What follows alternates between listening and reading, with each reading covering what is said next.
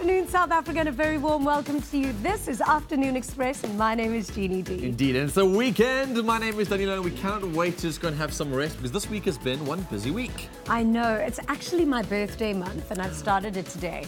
So basically, I like to celebrate my birthday like an Indian wedding, just a party every single day. And I'm also one of those terrible men. I need to know the exact date. Give me the date now so I know to make sure I've got something prepared. 13th of April is the actual day. I'll make sure there's an Instagram post. I'll make sure there's flowers. Everything will be prepared. I'm a shoe size 538. Oh, heavens. I know your style. Shoes. So. Banker.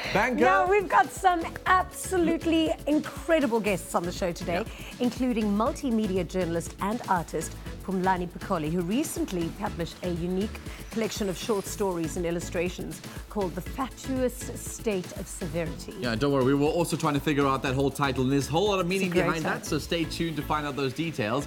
Plus, we chat to a Durban blogger who managed to raise 20,000 litres of water to aid the crisis in Cape Town.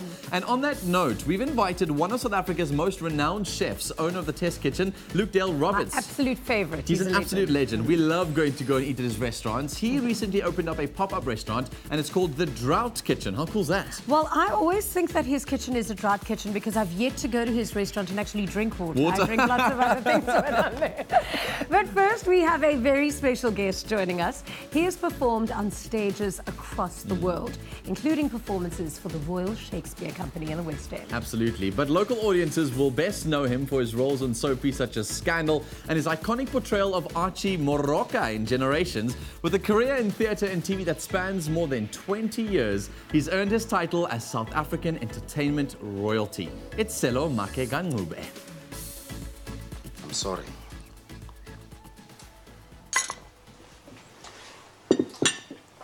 I don't know what to think anymore.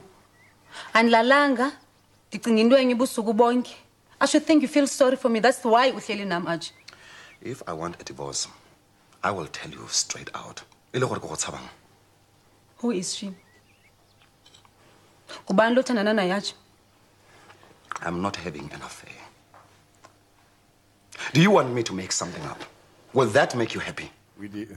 Ooh, the drama. I'm sitting, but I should bow and curtsy. And thank you. Welcome to Afternoon Express. Thank you very much. What an absolute honour to have you here. It's my honour.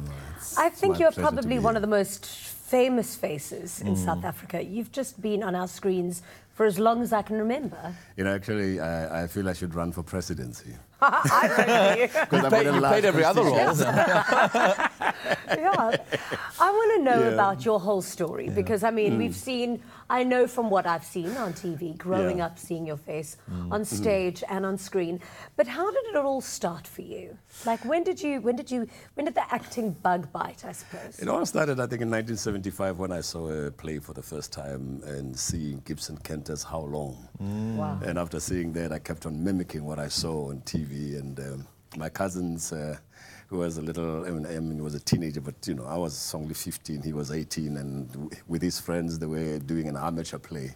And I was such a show-off, and I would always go into, you know, where they're sitting, the Groot Brass, you know, and show off and say, hey, remember when Africa was doing this? And one of them said, you know, this boy has got something. Why don't we include him in the play? And that's when it started. Sure. Yeah. And the bug bit. And the bug bit, that was it. For the rest of it. And this whole journey on Generations was such a pivotal part in our country. But I'm so keen to know about that season of Generations, that period of time that you were there. It was such a, like Jeannie was saying, such an integral part of families' homes. What was it about Generations then that captured South Africans? I think it had to do with it was aspirational, and it showed black people, you know, running an ad agency, and you know, I think it was more aspirational than anything, and it kept people, you know, to keep the dream alive. It just helped people to do that. And what were those years like for you at Generations? Because, I mean, we've had so many, you know, soapy stars on the show, and it's just endless hours. It's such hard work. Yeah. How did you enjoy those years? Acting is not a hard work. No, listen, acting's not hard work. When I speak about my job, I don't really work. No, acting is not a hard work. Well, I think it's the easiest. I mean, you know, when you look at all the, the performing arts, performing disciplines, you know, I mean, dancers.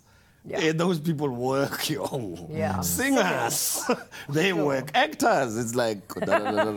Repeat lines, Jago.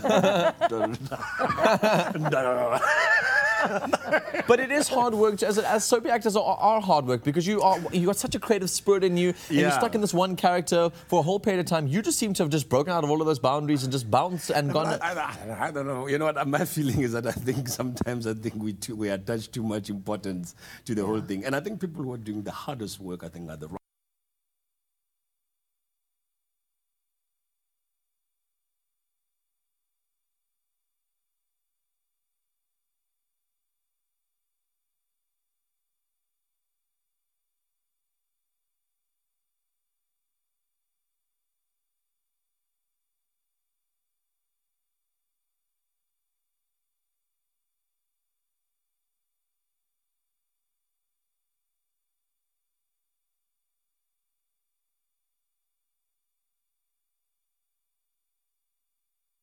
versatile as an actor, because even from so many years on Generations, people called you as that character because you're still able to adapt so many other roles. role recently, we just played Percy, and because he's a gay character. Oh, yeah? I've ever played. If I come back in my next be a gay man. Okay. I had fun. I have never enjoyed acting like I did. And I mean, the other roles, I think, I guess they're within. I think masculinity is what is it? Is restricted. It's restricting. But oh my God, when I'm horsey, But you've had there's the best so much roles. freedom. There is I so want much to know freedom about your in London at the West End and of course the Royal Shakespeare Academy. Yeah. Started with Lion King, right? I started with Lion King, which was a lovely, lovely, being watched by 1,000 people, at a night. I mean, it was just something else. And then later on, then I got the offer to do Othello with the Royal Shakespeare Company. Anthony Sher. Stunning. And that was. Then you came back home and tell us about the Whale Caller. I want to know more, because what an interesting production. It was, yeah. I mean, the Whale Caller is an adaptation of Zygmunt Da's novel, The Whale Caller. Yeah. Zola Maseko, adapted the novel, and we did it in Hermanes, and it was beautiful out there. It was such a beautiful story. Yeah, and also I think Brazix. Brazix is an amazing writer, and the way he just manages to, magic to our dreary life, because, the whole thing of a man falling in love with a whale. Yeah. This is only something that a writer can only. Recently, the Oscar was won about the fish as well, so this is not... Was it Sello Maake? Exactly, No, it was the one... What's it called? The Shape of Water. Oh, is it? Okay, yeah. How crazy. I've fallen in love with a few dogs, but a fish, not yet. Yeah. No, but no, I mean, talking about masculinity, I mean, the one thing that I'm passionate about is actually just getting, men to begin to confront their issues. I mean, the issues of gender-based violence, I mean, are really, totally out, You're actually doing these workshops now on masculinity, so we're going to get to that segment. All right. I cannot wait to hear about it, and also your motivation for doing it. You're doing amazing work. Okay, thank you. I'm so happy to have you here. Thank you so much for being here today. I look forward. It's our next session of interviewing with the amazing Sello, and of course we'll be back later. After the break, we head to the kitchen for some magic. Love magic. If you are looking for at your next dinner party, then stay.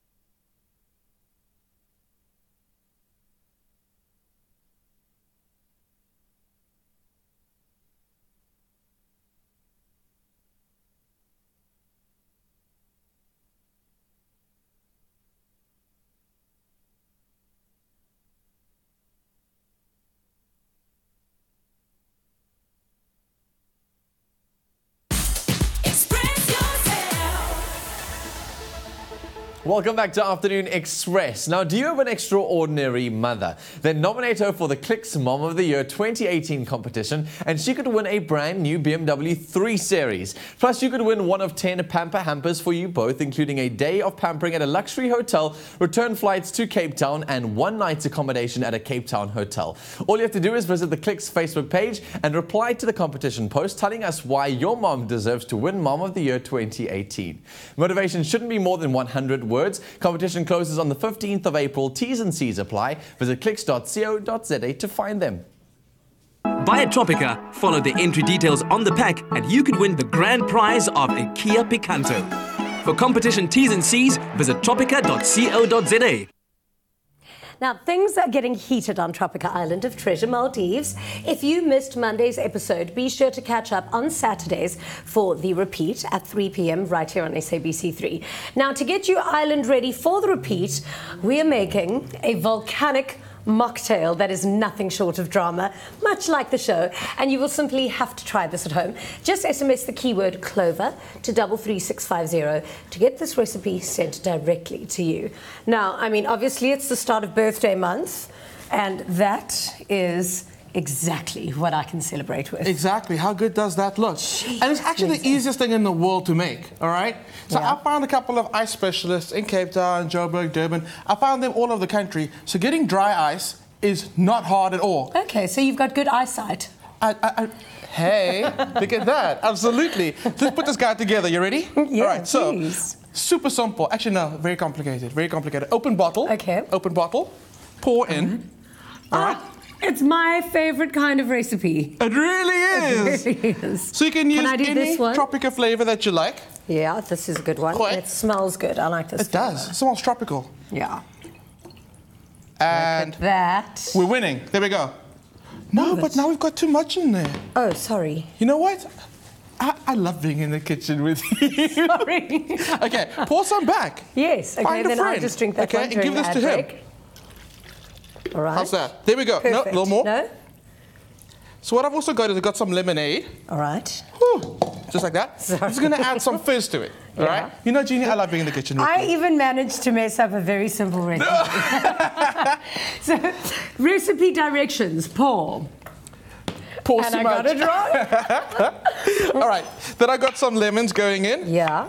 And this is not going in our drink. All right? Okay. It's going over our dry ice. So what's going to happen is we're going to pour some water over, and it's going to smell beautifully citrusy and amazing. I I'm gonna noticed let you. that smelled good. It does smell good, eh? There we Okay. go. Lemons in. Jeannie, or you, got some water in your beaker. Pour Okay. it over our ice. This is going to go crazy. There might be an explosion. No, this is amazing. Bubble, bubble, toil and trouble. Now, all I need is a straw. Look at that. Give me a straw.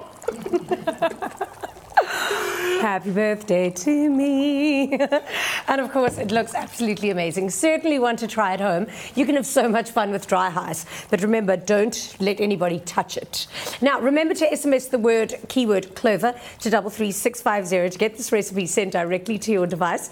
If you need to see how to make this again, here is a little recap. Here, share with me.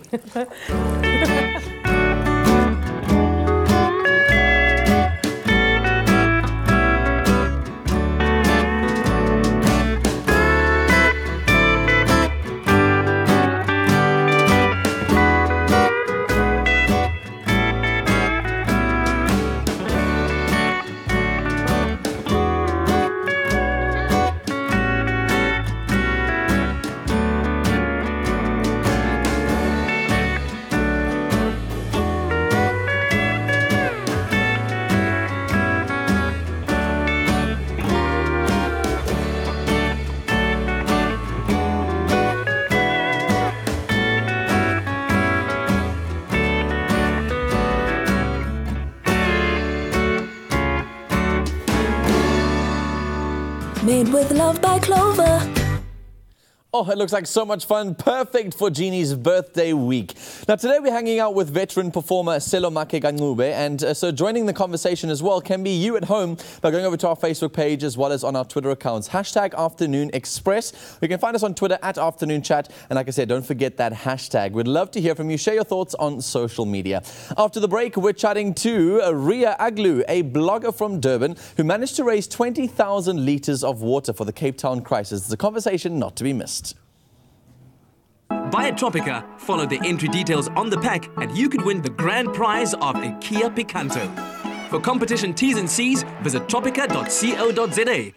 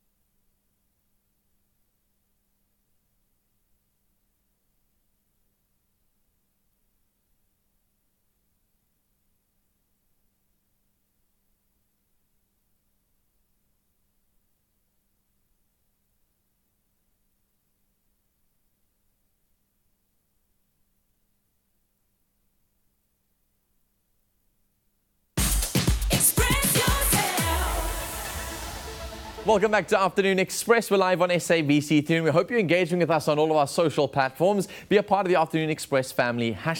#Afternoon Express. Now, the water crisis in Cape Town has proven that in times of need, South Africans can truly pull together and make a huge positive difference. Durban resident Ria Aglu, who runs a blog called The Blog Box, started a campaign to help collect water from her local community. And to date, she's managed to raise an incredible 20,000 litres. Good to have you. Thank you so much for having me. First of all, I think Durban is one of the most beautiful places in our country. It's just so green and lush. It's just incredible to be there. It really is. And Cape Townians are so jealous every time I fly to Durban. We get to see all the green and the beauty with all the drought that's going on in the region. It's quite difficult to go and experience. Yeah. Yeah. So let's quickly talk about your blog before we talk about this work that you're doing. Tell us more about what it does. Basically, I started the blog around 8 months ago, and my blog is basically a platform in which I can influence people positively. There's a lot of different blogs focusing on different facets of the world. Yeah. And I wanted a platform to positively influence because of the non-profit organization that I have co-founded. So then what do you focus on the blog?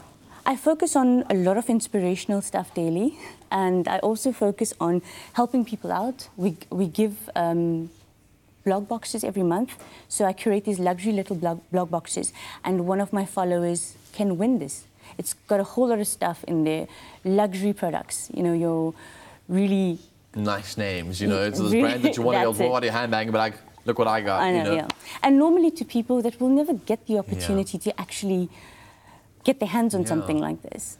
All right, much like the water crisis, it's quite a difficult thing for Cape Townians. What happened there? There was a beautiful story of one of your followers who contacted you. Yes. Tell us the story. I got an email from a mother that was desperately seeking water, clean water, that she could give to her babies to make formula.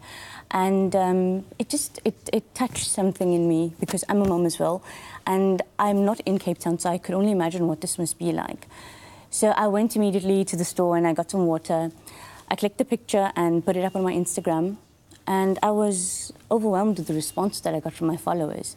Everybody was so taken aback with the story and they all wanted to come forward and like help. So wait, before they even got on board to try and help, did you send some water across to her? Like the very next day.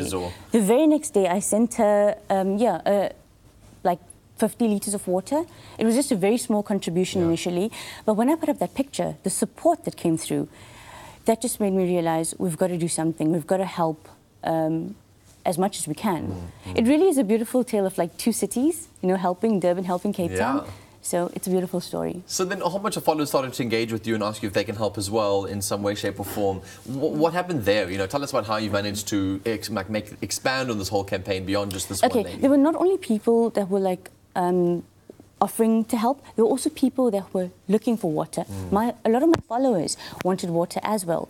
And so the first thing we did was we sent water to my followers because obviously they support me and I wanted to support them as best as I can as well. How did you transport all that water? Well, it's actually, that was the most difficult part. Because when I approached different courier companies, nobody wanted to transport water. We offered to pay them for the transportation of the water as well, and they didn't want to. We found a company called Cargo. They were my last resort, I promise you. And they really you know, came to the party every week. They offered us a little space in their trucks, said we'll transport the water for you, and that was just amazing. And what has the response been like from your fans who obviously managed to receive this water? Oh, they were thrilled. You know, all the comments up on Instagram, they were thrilled. They were so grateful. And then I had to come down, the video that you saw now, I had to come down and be there for the handout and the handover and see what it's all about and see how people were, the children's home in Khayelitsha. It was very sad, you know, being there because the children just latched onto us and just apart from them needing water, a lot of them just wanted the human touch. And I also found that they needed some toys, and I'm going to send them some toys. Beautiful. You're doing amazing work, and we're very proud of you in Afternoon Express. I just thought that because we're in this month of trying to celebrate people who are doing great things in their lives, I mean, obviously having lost a very prominent figure in our country, I thought it was really vital to bring other women who are doing great work in small or big ways as well. So it all makes a difference. Yeah, on behalf of Afternoon Express, just to say congratulations and thank you, and keep up that great work, all right? Thank you so much. Thanks for joining us on the show today. Thank you. Now, Cape Town, do you think you have what it takes to be the new face on SABC3? This weekend, the Presenter Search on 3 auditions are happening right here in the Mother City. Auditions will be held at the DHL Newlands Rugby Stadium this Saturday and Sunday, the 7th and 8th of April. Gates open at 8 a.m, so make sure to get there early. To enter, all you have to do is register at the gate and prepare a short link to show the judges that you are ready to be the new face of SABC3. Presenter Search on 3 is brought to you by McCafe and Capitec. And to find out more details and a list of audition venues in a city near you, please visit presentersearchon3.com. Step into the spotlight as South Africa's next TV superstar with Presenter Search on 3, proudly brought to you by Capitec and McCafe. Only SABC3 stage as the newest host of top-billing Afternoon Express or the Expresso Morning Show. Gates open at 8 a.m. for the Cape Town leg of the auditions on the 7th and 8th of April at the DHL Newlands Rugby Stadium. Visit presentersearchon3.com for more details. With SABC3, the stage is yours. And now we're, of course, back on the couch with legendary actor Sello. So in our previous conversation, we kind of touched on the work that you are doing with workshops challenging masculinity. But where was the seed planted? I mean, why did you think of the need, I suppose, to do these workshops? Well, I mean, I think when the whole thing, what is it, men, what is it, hashtag men are trash. Hashtag, no, hashtag me too, hashtag time's whatever, up, you know. Hashtag men are trash. I think though, I mean, it's something that I started as far back as, well, personally, 1984, but later on, I think in 1998, I heard of it. There was an NGO that dealt with domestic violence, and they were pioneers, ADAPT in Alexander, and they were the, I think, pioneers of having men as partners in dealing with domestic violence. And they had these four young men who wanted to do a play, you know, and about, you know, that they have changed. And my first question to them was, changed from what? And we started exploring that, you know, answering that question. And we ended up doing a play called Komeng, which basically dealt with Komeng is a Sotho word for going to the mountains. But instead of going, you know, for the physical initiation, we actually went into a psychology. So it became a metaphor for that. But there's so many things that you could have got yourself involved with, I mean, in terms of adding positive impact. Why was this particular course so important to you? Look, I mean, that's why I say, I mean, in '84, I mean, I discovered that, I was about 24 young men, you know, and the whole violent thing was basically manifesting itself. And I think I'm thankful to having that little voice that says, what are you doing? You know, and I think being able to listen to that voice allowed me to interrogate the whole thing. So it was a solitary journey from '84 up until 1998 when I met with these young men. And we sat in that room, and the stories that came out of us, you know, and you know, women always think that men don't have pain, but we are harboring, men are harboring a lot of pain. And I love what James Baldwin, there's a quote by James Baldwin. He says, "You have to be in pain to cause pain." You know, so for me it was exploring that aspect. But I think now, recently and last year, I actually launched a campaign called, I call it Afriman Rising, you know, back to dignity. I launched it last year at TUT, Garanku. And basically that is aimed at teaching young men, and I think trying to capture them when I was, you know, but I think the whole thing actually has got to start way, you know, from young boys. So then what do you cover in your workshops, I suppose, to try and instill it? Because, I mean, you are obviously, I mean, what age groups of people are you dealing with? I mean, basically you're dealing with what? Varsity level 19, 20, up until, you know, late 20s. You know, and basically, I mean, I'm using the play to spark off the discussion. And we're going to have a dialogue on the 25th of April this year. And basically also we're going to be starting to have study groups, you know, and so that, I mean, after I have left, the conversation just ends. It just continues, and they discuss issues. And I'm looking forward into creating spaces, because the other thing, I mean, you know, many of them, I mean, for instance, in Garanku, they come from disadvantaged backgrounds. And I think, you know, we got to start, and I'm dreaming of a situation where maybe I would get Sun International to sponsor a dinner, you know, and get they've heard you now, and Eurosuit to, you know, Eurosuit to actually offer tuxedos, you know, so that we have these young men, and get some modeling agencies to offer young women, you know, for to escort them, so that, you know, they begin to even to learn etiquette, and these environments they don't actually chivalry, you know. Amen. That's the word. But you mentioned something vital in your conversation now about this needs to start at a very young age in boys' lives. And what I'm finding quite frustrating about this conversation in South Africa at the moment is that women are leading this conversation. Women are taking charge to say, like, men must stop doing this to us. But men need to take charge of this conversation as well, telling other young men that this is not enough for them. You know, and the same applies to racism. White people have got to talk about racism. Sure. Like men, you know, have got to really start talking about issues that relate to the things that men do and that are actually causing our communities to be in a very unstable state. You know, there's a very nice anecdote of a carpenter working in his workshop, and he's got a 7-year-old boy. And, you know, the boy keeps like, "Papa, what is this?" You know, asking questions. And, you know, he's distracting the old man from working. Now, in the workshop, there is a map of the world on the wall. The old man tears that map of the world, tears it to pieces, throws it on the floor, and gets sellotape and says, "Put it together," you know. And that distracts the boy, and the old man continues to work. And after a while, the boy is finished. He said, "Papa, look, I have finished," you know. And now, behind the map of the world is a drawing of a man's head. And the moral of the story is that if a man can get his head together, the world would be a better place to be. Yeah. You know, and I think, you know, and I think for me that goes both ways. Yeah. And I think if white people begin to deal with racism, amen, South Africa would be a better place to be, you know. Totally. And there's no place but for don't racism. you think there's it's no because we are living in a time at the moment where, like, role models are so craved. People are looking for people to learn from and to aspire to, but healthy role models and people who really are setting, you know, a beautiful, positive message and tone.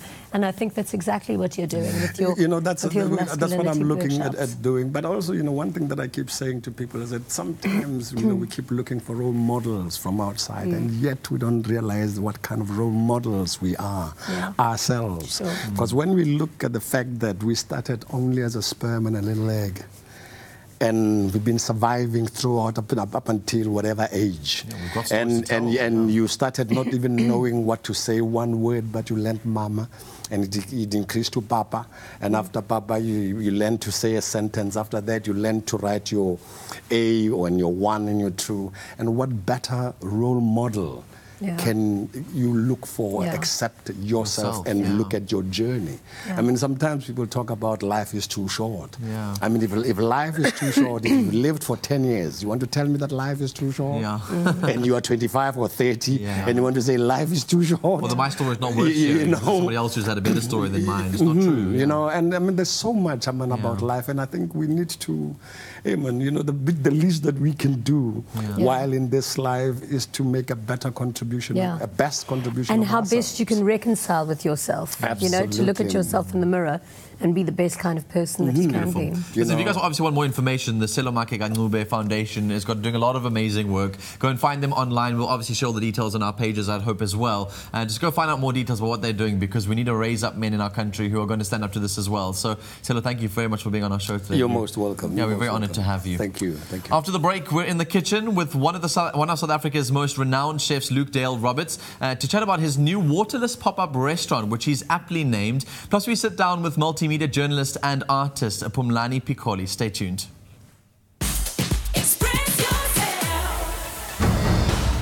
Next week on Tropica Island of Treasure, Maldives. Go! Go, boy! The contestants are on a holy mission to get their hands on R1 million. Come on! In a waiting game that may be too heavy to handle. This looks near impossible. I don't know if it actually can be done. Anya seems to have lost her bag right now. 30 seconds into the game and I'm thinking to myself, Catch Tropica Island of Treasure Mondays at 7:30 p.m. on SABC3. The stage is yours.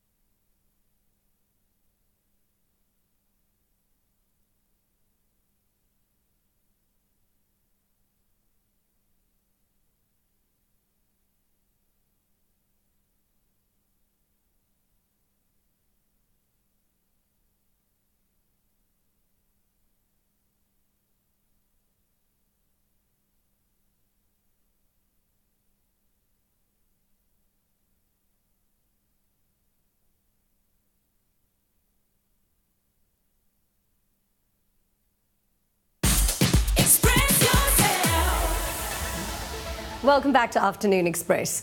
Now, with the threat of day zero becoming reality, so many took it upon themselves to make a difference and save water. And through these actions, a huge impact was made. One such person is my favourite chef, Luke Dale Roberts, chef proprietor of the Test Kitchen and the Potluck Club, who recently opened the Drought Kitchen with the aim of constantly developing new and exciting dining experiences, all while dramatically reducing water consumption by finding creative and innovative ways to make a difference. Luke, welcome to Afternoon Express.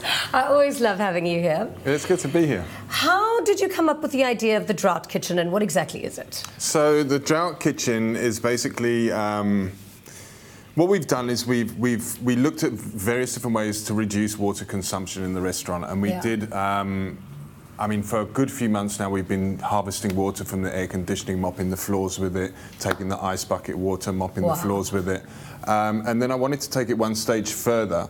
And a large majority of the water that we use in the restaurant is either consumed in laundry, we have our own in-house laundry, or in dishwashing. Okay. So we eradicated the tablecloths and napkins, and we moved over to disposable.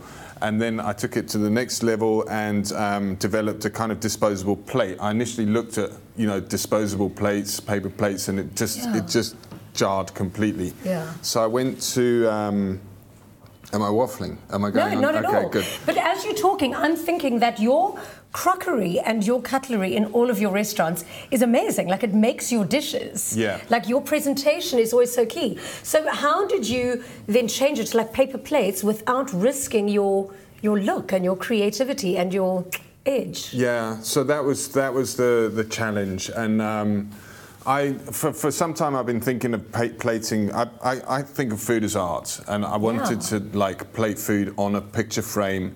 And so I decided to use that idea. I went to Castle Framers, a little framing shop in the Biscuit Mill, got them to make me a picture frame without anything in it. Is this it? Yeah, this is the picture frame. And then I used the backing board that you would normally mount your picture on. I have backing board cut, and then we place it in there, and we use that as our canvas, so to speak. Okay. Yeah. And then you just change the canvas then all the time. So we clear this. Dish. You're sitting there, you eat it. We clear it. This is compostable, biodegradable. You take that off. You put it in a little bag. Yeah. That gets composted, and then a new one goes in, and then the next course goes on. That's amazing. Yeah. And I mean, how much water did you save through this idea? So in actual litres, it's difficult for me to actually say exactly how much we save, but I know that the dishwasher uses 40 litres to fill itself. Yeah. It uses 4 litres of water for each cycle that it does, and it has hundreds of cycles. Amazing. And then the hose that you hose the plates down with is a constant. Every 12 seconds it's a litre of water, and it's constantly flowing. So we've shut all that down, and we basically reduced that total consumption by 95%. Okay. And then on top of that, the laundry that we've shut down as well. So I'm dying to see how you would plate this piece of art. So do you mind showing me? I'm going to show you, and then you can do your own as well. Okay. That's the deal. That's a good challenge. That's fair. But I mean, I think we've done it before too, and I think we've been relatively successful, haven't we? Yeah. But I must tell you that I really do contribute to saving water whenever I go to your restaurants, because I consume a fair amount of wine when I'm there. Perfect. So, thank you. There you go. Doing your bit. Just doing our bit. Yeah. I'm good like that. Absolutely. Yeah, discipline. Okay, let's see. What are you making? So what we've got today is a slow-smoked trout fillet. Okay. That's been cured in salt and then smoked for 12 hours in our little smoker outside. Mm-hmm. I'm going to take a piece of that. One for you, one for me. Thank you. And then this is a miso and dried trout kind of seasoning. Wow. That just adds a little bit of umami and depth to the dish. Yeah. So roll it in a bit of that. And then that gets placed in the middle of the plate. As a little boy, did your mum always used to tell you to stop playing with your food? She did, yeah, absolutely. Because you are good at it. All right. And then the next thing we're going to do is place, this is blini, so it's pretty traditional flavours. Blini is a buckwheat pancake. Okay. We've made big blinis and we've cut them into cubes, so one goes there, one goes there. All right. I'm adapting what you have. You are the best chef. Are you going off script again? I'm going off script, but also because you like the best in South Africa. So if I can outdo you, it makes me the best in the kitchen, and I don't even know how to cook. Exactly, and then I'm out of a job. Okay. No, I don't think anybody's going to want to come and taste anything I've made anytime soon. Okay, then next we're going to put 5 little dots of this on. This is a lime curd made with amasi. Okay. I love that stuff, that amasi. It is. It's got quite that yogurty. soury, like, you know, when you taste something and you just want to go. It's lovely, isn't it? And it freshens things up. So 5 little dots of that. 5. This is going to be the challenging bit for you. Really? Yeah. I've worked with a piping bag before. Clem's taught me well. Don't worry. I'm ready to be your sous chef. Oh wait. Okay, then I'm going to streak off ahead with the diced apples. Okay. You're quite strong, actually. This is a challenge. It's booby trapped. Yeah. You can do 3 big ones as opposed to 5 small ones. How do I really never get this right? Okay. I can do that. Try it again. All right. You were already on the next move, hey? Yeah. Then a little bit of apple. Okay. Are you going for the full 5? No. No, let's make it 3. They're bigger than mine. It's delicious. Okay, a little bit of apple sprinkled over the top. There you go. Oh, you said the top, hey? I meant to get it on the top. Okay, then okay, wait, don't worry. You see, now this will never happen at any of Luke's restaurants because I'm using my hands, but because I'm going to eat this. Yeah. But absolutely. Yeah. Then this is a jelly made with yuzu, which is a Japanese citrus fruit. Amazing. With yuzu? Yuzu, yeah. Yuzu is such a great flavour. It is lovely. It's one of my favourite flavours. Yeah. Something in between a lime, a nachi, and a lemon, I would say. Yeah. It's a but great unlike flavour. all of the above. Oh, mine's... A little bit of lime zest. Okay. So it's nice and zingy. Oh, this is going to be so tasty. Okay. Looking good. Oh. This is sorrel. All right. So we're going to put...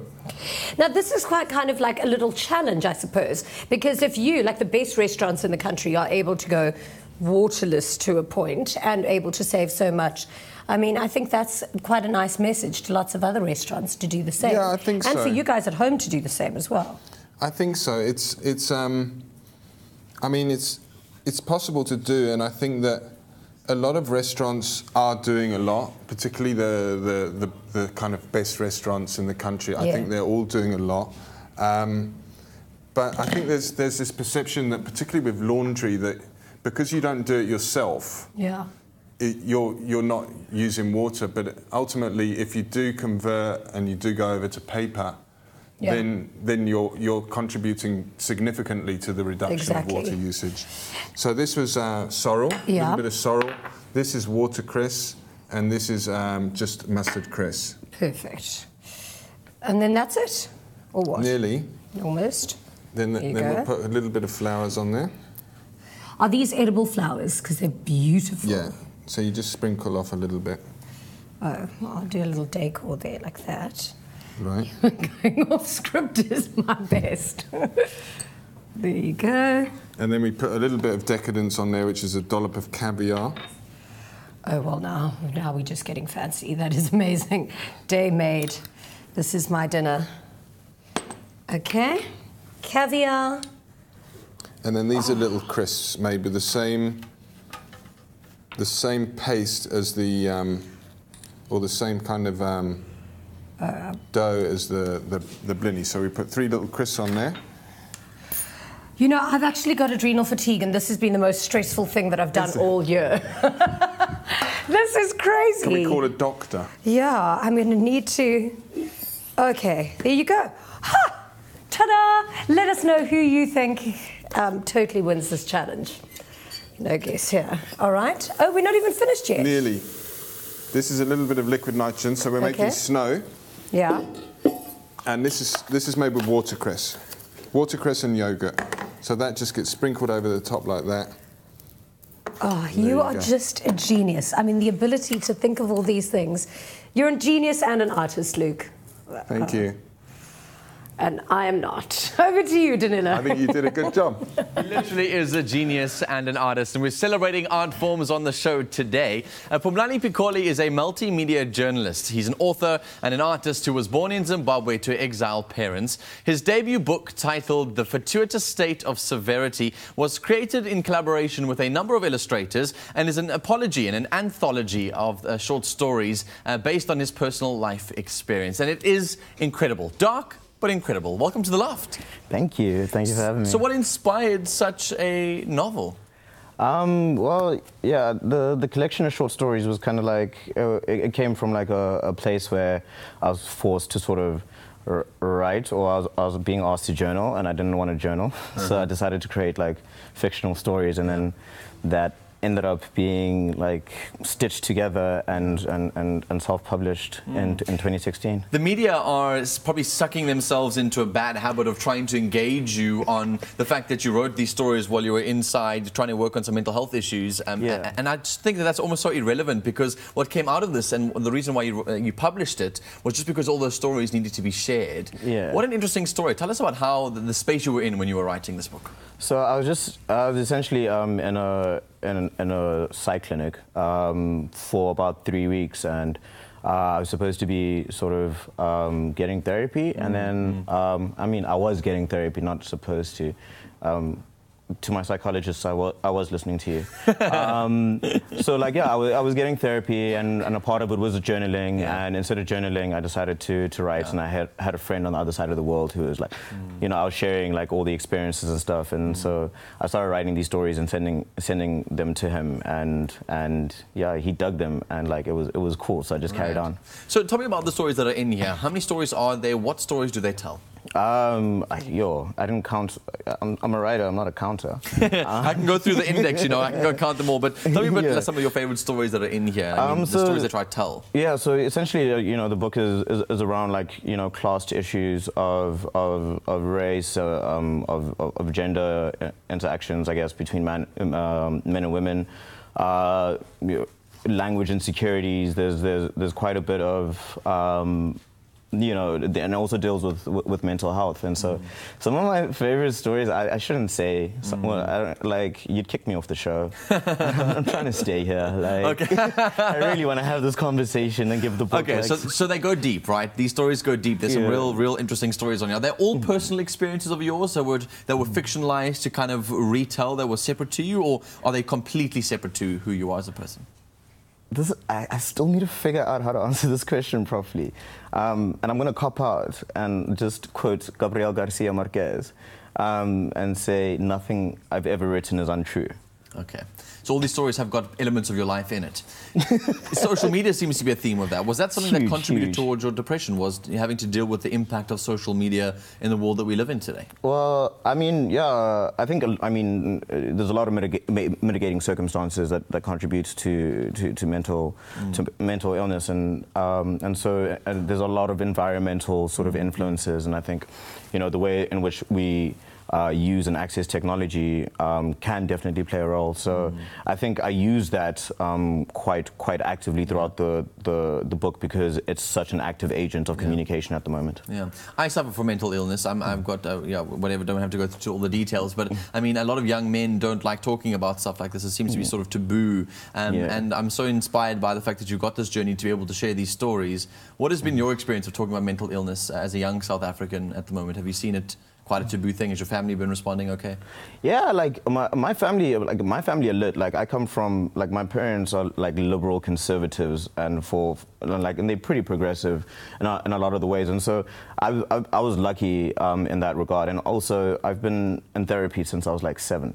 So I've been lucky and privileged in a lot of ways, and so for me to be able to speak about mental illness has been sort of, I've been allowed to do it for so long that by the time like people were like, oh, that's a serious thing, you weren't just joking about being depressed on Facebook like everybody else does. Or you weren't in a crazy home, which people think it means. Yeah. It really inspired a lot of people. Like, I remember posting on Instagram just being like, yo, like, I've been stuck in this drawn for 2 weeks, and it was the day before like De La Soul, and like I was lucky I got to pass out and saw De La Soul, and then I posted on Instagram, and everybody responded. Like the responses were overwhelming. Like you forget that you're a voice to people who feel like they don't have one. So if you open up something about this thing, everyone else is like, cool, I can too, you know. And yeah, share exactly. Stories. And that's the killer. Sorry, just like it's the isolation of it all that I think that really like gets to people, and that's what we should be trying to sort of, you know, get around each other in real ways. So the title of the book's on the screen at the moment. I wanted to talk about it because it just, if you can briefly in a sentence tell us why such a complicated name for a book they're trying to get people to read, man. So, you know, in a sentence, the factual state of severity. It was just like I just found it. I was in the clinic, and I was looking around me, and I'd seen all these like sort of broken people and whatever, and I felt broken, and I was just kind of like, yo, why do we take life so seriously? How can I say that in the most uptight way that will make people believe I can speak English? Yeah, okay. And then so the factual state of severity was born. Okay, I see. It's a beautiful, beautiful read. I don't know, South Africans, if you have got a chance, the collaborations with the illustrators that are in here as well, they all found their own unique stories to be able to share through the stories that you obviously provided them. They then started to draw about it, and it's incredible. So although it is sometimes, some of the stories can be quite dark, and I counted the 21 of them, there are some real stories that perhaps you can identify with in here as well. So if you really do feel like you want to support South African literature and see some of these short stories that are in here, perhaps you've got an attention span like me of about 5 seconds, read the short stories. It's an easy way to get into some incredible literature, and it's available obviously at the moment. So Phumlani, thanks for coming to join us, dude. Thank you for having me. And thanks for opening up about this issue. I hope more young South Africans can talk more about their own issues as well, and perhaps put short stories together with interesting titles. All right, we'll see you after the break.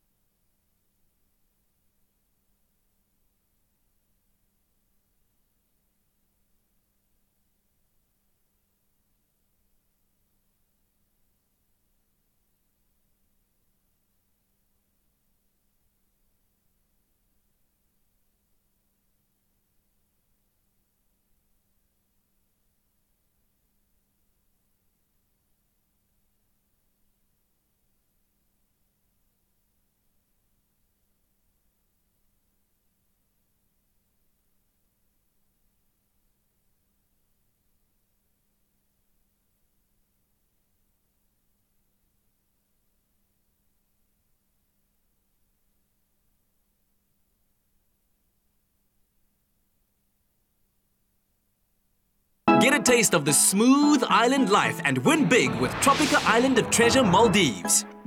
Via Tropica, follow the entry details on the pack and you could win daily airtime prizes, Daniel Klein watches, American Tourista luggage for your next adventure, vouchers from loot.co.za to shop the hot daily deals online, and the grand prize of a Kia Picanto. For competition T's and C's, visit tropica.co.za. And don't forget to watch Tropica Island of Treasure Maldives every Monday at 7:30 p.m. on SABC3.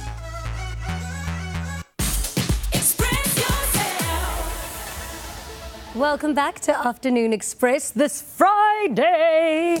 Now, Cape Town, do you think you have what it takes to be the new face on SABC3? Well, this weekend, the presenter search on 3 auditions are happening right here in the Mother City. Auditions will be held at the DHL Newlands Rugby Stadium this Saturday and Sunday, the 7th and 8th of April. That's this Saturday and Sunday.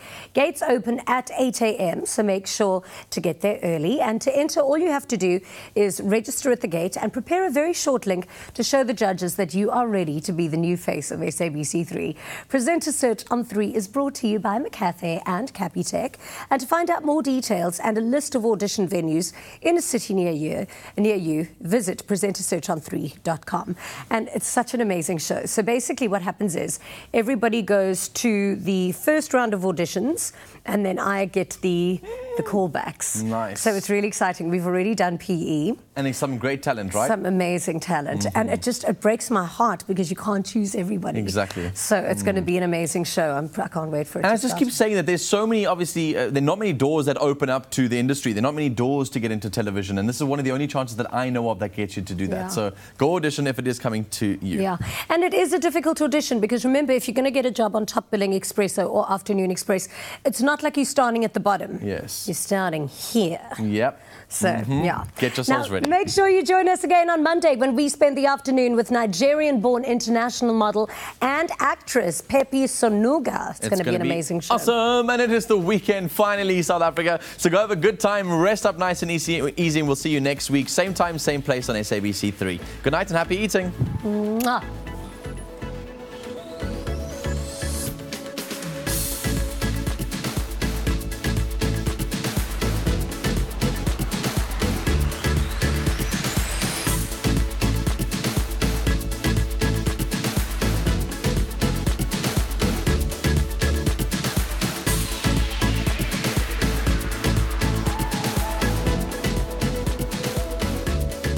Afternoon Express, made with love by Clover. Another feel-good production.